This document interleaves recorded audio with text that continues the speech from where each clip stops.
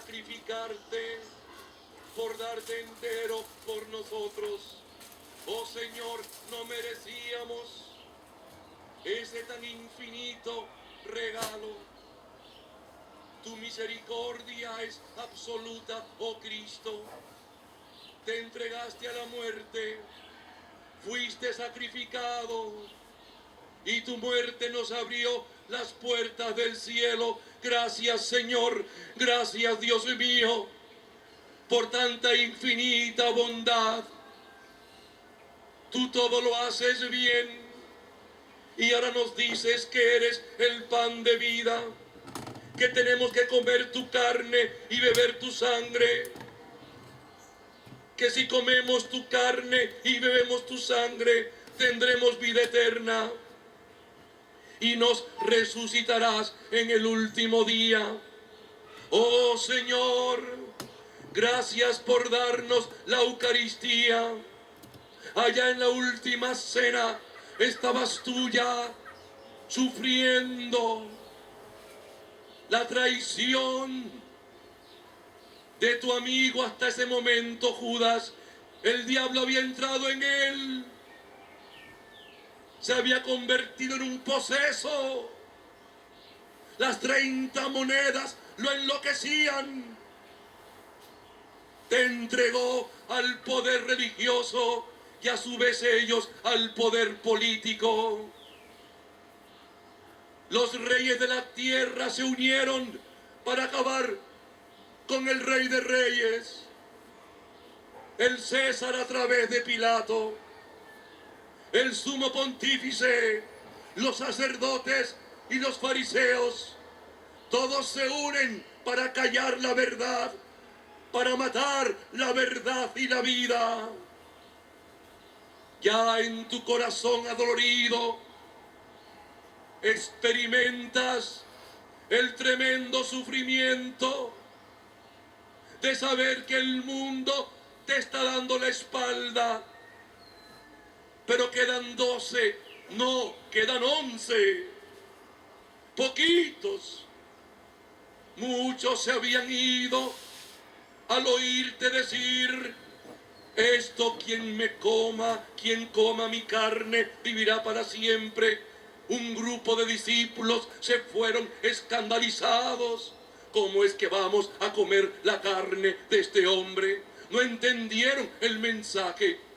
No entendieron porque Jesús les había tocado un nivel más profundo de su alma, el nivel contemplativo, el nivel místico, pero ellos no estaban en ese nivel. Igual que hoy hay mucha gente que no está contemplando el misterio del Señor, que se contentan con los ritos y las normas y no pueden entender profundamente porque no contemplan el misterio en la soledad y en el silencio, porque no permiten que la fe se active más profundamente y entonces no pueden entender que en la Eucaristía aquí se está viviendo algo sagrado.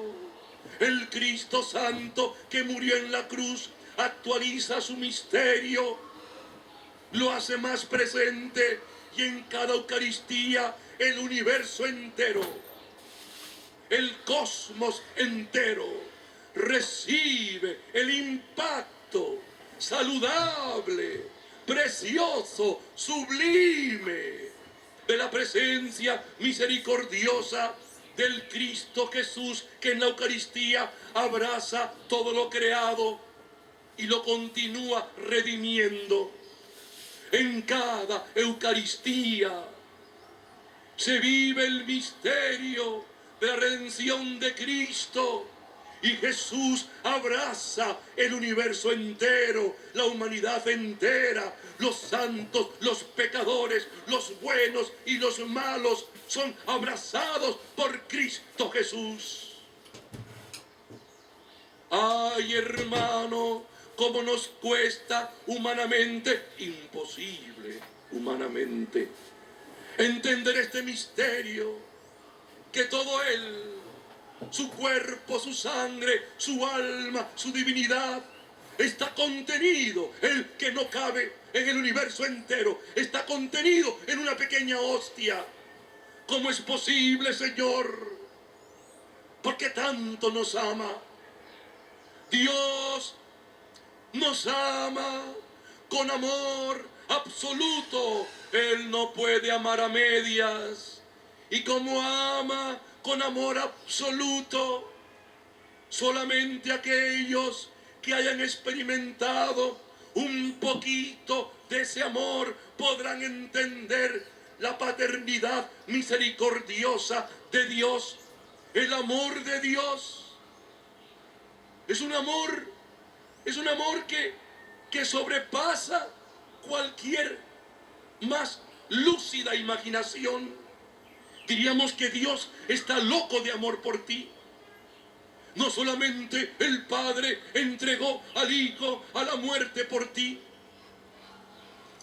sino que Cristo Jesús se queda en el Santísimo, en el Sagrario, se hace presente en esta pequeña hostia para que lo comas. Cómeme, aquí estoy yo entero, mi carne, mi sangre, mi alma, mi divinidad, mi persona entera. Ven y cómeme, dice Jesús. Y la gran promesa es la eternidad. Si comes preparado el cuerpo de Cristo, dice la palabra, ya tienes en herencia la vida eterna. Las comunidades cristianas, desde el principio de la iglesia, crecieron en torno a la Eucaristía. La iglesia siempre ha celebrado la Eucaristía. En ella nosotros nos hacemos más hermanos. En ellas, en la Eucaristía, experimentamos más la presencia del Padre. En ella experimentamos más la cercanía de Cristo. En la Eucaristía nos damos el abrazo de la paz, escuchamos la palabra, comemos el cuerpo y bebemos la sangre de Cristo. En la Eucaristía confesamos públicamente nuestra fe en Jesús. En el documento de Aparecida, los obispos reunidos en Brasil dijeron en el número 158, al igual que las primeras comunidades de cristianos, hoy nos reunimos asiduamente para escuchar la enseñanza de los apóstoles, vivir unidos y participar en la fracción del pan y en las oraciones. La comunión de la iglesia se nutre con el pan de la palabra de Dios y con el pan del cuerpo de Cristo, con el pan de la palabra de Dios y con el pan del cuerpo de Cristo. Qué dichosos nosotros que podemos vivir la Eucaristía, qué dichosos nosotros que hoy sentimos la gracia no merecida de este gran regalo que es la Eucaristía. La Eucaristía, participación de todos en el mismo pan de vida y en el mismo cáliz de salvación, nos hace miembros del mismo cuerpo. Ella es fuente y culmen de la vida cristiana, su expresión más perfecta y el alimento de la vida en comunión. En la Eucaristía se nutren las nuevas relaciones evangélicas que surgen de ser hijos e hijas del Padre y hermanos y hermanas en Cristo. La iglesia que la celebra es casa y escuela de comunión, donde los discípulos comparten la misma fe, esperanza y amor al servicio de la misión evangelizadora. Nosotros creemos firmemente que en la Eucaristía está la presencia real de Cristo. También encuentras a Cristo en la palabra, lo encuentras en la comunidad, lo encuentras en tu corazón, lo encuentras en los pobres. Claro que sí, son diferentes presencias de Cristo, pero en la Eucaristía hay como una cercanía muy especial, porque estamos comiendo en esa pequeña hostia la santa presencia de Cristo Jesús total. Mire usted, hermano, lo que significa esto. ¡Qué dicha! No merecida por usted ni por mí, que aquí vamos a comernos al Señor. Entraremos en una mayor y más profunda comunión con Cristo Jesús. Esto es un misterio que solamente se explica desde el amor insondable de Cristo, que nos permite comer semejante manjar. ¿Cómo dejar la Eucaristía? ¿Cómo preferir dormir una hora más? ¿Cómo dejar la Eucaristía por cualquier basura del mundo?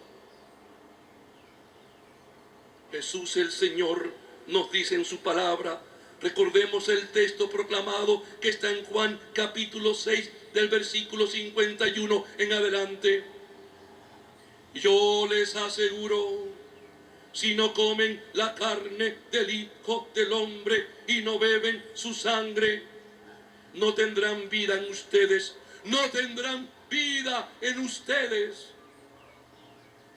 El que come mi carne y bebe mi sangre tiene vida eterna, y yo lo resucitaré el último día. Esto es palabra del Señor, es una gran promesa, hermano. Usted quiere ver a Dios para siempre, contemplar la belleza de Dios en el cielo para siempre. No falte a la Eucaristía, prepárese para la misa, comulgue con fervor, que aquí está el manjar de los ángeles, aquí está Cristo Jesús para usted, hermano y hermana. Nunca, nunca faltemos a la Eucaristía. El Señor Jesús está aquí pleno. Ahora bien, si queremos entender mejor todavía el mensaje de Cristo, no podemos dejar de recordar aquel texto en Mateo. Ven conmigo porque tuve hambre y me diste de comer. Ven conmigo porque estaba triste y me consolaste, enfermo y fuiste a verme, preso en la cárcel y me visitaste. Ven conmigo porque tenía sed y me diste de beber. Cristo Jesús está en la humanidad entera y su presencia ahí está, sufriendo en los que más nos necesitan, en aquellos que hoy son los excluidos, los desechables. La comunión con Cristo en la Eucaristía debe continuar con la comunión del Cristo que está pobre, sufriendo, indefenso, triste, excluido en nuestra sociedad. La coherencia implica que yo te como aquí, Señor, pero voy también a comerte y a servirte donde también estás, en los más pobres, en los más hundidos, en los más desesperados. Esa fue la clave de la santidad, por ejemplo, de la Madre Teresa de Calcuta. Encontró a Cristo muriéndose como un perro en las calles de Calcuta, y con un grupo de mujeres recogía a ese, para mucha gente, perro, lo llevaba a una casita, lo bañaba, lo afeitaba, lo abrazaba, le daba de comer y lo acompañaba a bien morir. Y ese tal perro para algunos era Cristo Jesús muriéndose en las calles de Calcuta. Ahí Teresa de Calcuta seguía comulgando el cuerpo de Cristo. Y la Iglesia Católica tiene bien claro esto, de que la evangelización va acompañada de la promoción humana. Cristo predicaba y sanaba. Cristo anunciaba el reino y multiplicaba los panes. Cristo revelaba la verdad y limpiaba leprosos. Esa vertiente de la solidaridad no podemos jamás olvidarla. Mire usted en el número 65 de este documento de los obispos en Aparecida, en la quinta conferencia de obispos de América Latina y del Caribe. Esto nos debería llevar a contemplar los rostros de quienes sufren. Entre ellos están las comunidades indígenas y afroamericanas, que en muchas ocasiones no son tratadas con dignidad e igualdad de condiciones. Muchas mujeres que son excluidas en razón de su sexo, raza o situación socioeconómica. Jóvenes que reciben una educación de baja calidad y no tienen oportunidades de progresar en sus estudios ni de entrar en el mercado del trabajo para desarrollarse y constituir una familia. Muchos pobres desempleados, migrantes desplazados, campesinos sin tierra, quienes buscan sobrevivir en la economía informal. Niños y niñas sometidos a la prostitución infantil, ligada muchas veces al turismo sexual. También los niños víctimas del aborto. Millones de personas y familias viven en la miseria e incluso pasan hambre. Nos preocupa también quienes dependen de las drogas, las personas con capacidades diferentes, los portadores y víctimas de enfermedades graves como la malaria, la tuberculosis y el SIDA, que sufren de soledad y se ven excluidos de la convivencia familiar y social. No olvidamos tampoco a los secuestrados y a los que son víctimas de la violencia, del terrorismo, de conflictos armados y de la inseguridad ciudadana. También los ancianos, que además de sentirse excluidos del sistema productivo, se ven muchas veces rechazados por su familia como personas incómodas e inútiles. Nos duele, sigue diciendo el documento, la situación de los presos, la situación de los migrantes. Y sigue el documento diciendo, ahora mismo ya estos pobres no están abajo o en la periferia o sin poder, sino que están afuera del sistema, afuera del sistema. Los excluidos no son solamente explotados, sino sobrantes y desechables. La Iglesia opta por los excluidos, por los desechables. Optamos por el Cristo que está abandonado y hundido.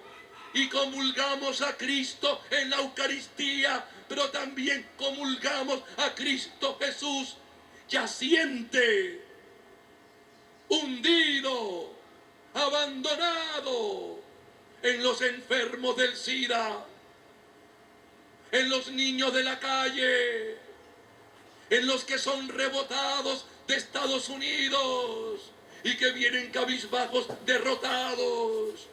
Optamos por aquellos que no tienen nombre en esta sociedad. Optamos por las madres que lloran al ver a sus hijos asesinados en el marco de esta tan terrible impunidad. Optamos, hermano y hermana, por los que han sido y siguen siendo tratados injustamente por una sociedad inhumana, que sacrifica al ser humano por el Dios dinero. Amar la Eucaristía, adorar a Jesucristo, implica arrodillarse ante el Santísimo Sacramento del altar. Recordamos hoy el gran misterio del cuerpo y sangre de Cristo, adorado en el Santísimo, en los tabernáculos, en los sagrarios, en las horas santas. Pero también recordamos a ese mismo Cristo abandonado y que duerme borracho en las noches en cualquier calle de nuestra ciudad de Ceiba o de cualquier parte de nuestro país. Ser católico significa entonces contemplar profundamente el misterio de Cristo Jesús, que está en el Santísimo Sacramento del altar, pero que también está en los más pobres, y está en su esposa, en su marido, en sus hijos, en esa viejita que muchas veces, o en ese viejito que abandonamos y arrinconamos en las casas, porque ya no tiene memoria, porque ya no produce. ¡Cuidado! Que Cristo está en toda persona excluida. Hay que insistir más en la pastoral penitenciaria, en la pastoral del buen samaritano que trabaja con enfermos del SIDA y sus hijos. Hay que trabajar más en la pastoral de los migrantes y atender de manera especial a los desempleados. Hay que promover más las cooperativas, el trabajo de las microempresas. Tenemos que ser más proactivos, trabajar más por los pobres. Ay, hermano, Cristo Jesús estaba en la última cena, pero también después estuvo colgado del madero. Aquí está Jesús en la Eucaristía, pero también está en la calle colgado en las cruces. Hay que contemplar el misterio del Señor. El buen ladrón era un tipo malo, pero en el último momento pasó algo misterioso. El Espíritu Santo lo iluminó, él se abrió a Dios y vio en esa piltrafa humana colgada del madero, vio al Señor, vio la gloria de Dios, y por eso se salvó, porque adoró a Cristo colgado del madero, lo vio allí, vio la gloria de Dios en esa horrible figura. Pues si queremos adorar a Cristo, busquemos a Cristo en las horribles figuras de los abandonados, de los desesperados, de los hundidos, de los que nadie quiere, y sigamos adorando el cuerpo y la sangre de Cristo, a Jesús en la Eucaristía. Amén. Baje su cabeza. Oremos. Padre, en el nombre de Jesús, bendice a estos hermanos y hermanas que buscan adorarte, Señor, en la Eucaristía. Aquí estamos en esta Santa Misa, recordando, oh Dios, el misterio preciosísimo del cuerpo y la sangre de Cristo, presencia santa de Jesús. Bendícelos, Señor, aumenta la fe de cada uno, de cada una, el amor a la Eucaristía, el fervor y la devoción al cuerpo de Jesús en la Eucaristía. Pero también, Señor, aumenta nuestra fe para que veamos a Cristo colgado de las cruces en nuestra sociedad. Bendícenos, Señor, reanima nuestra fe y que seamos testigos del reino. Amén.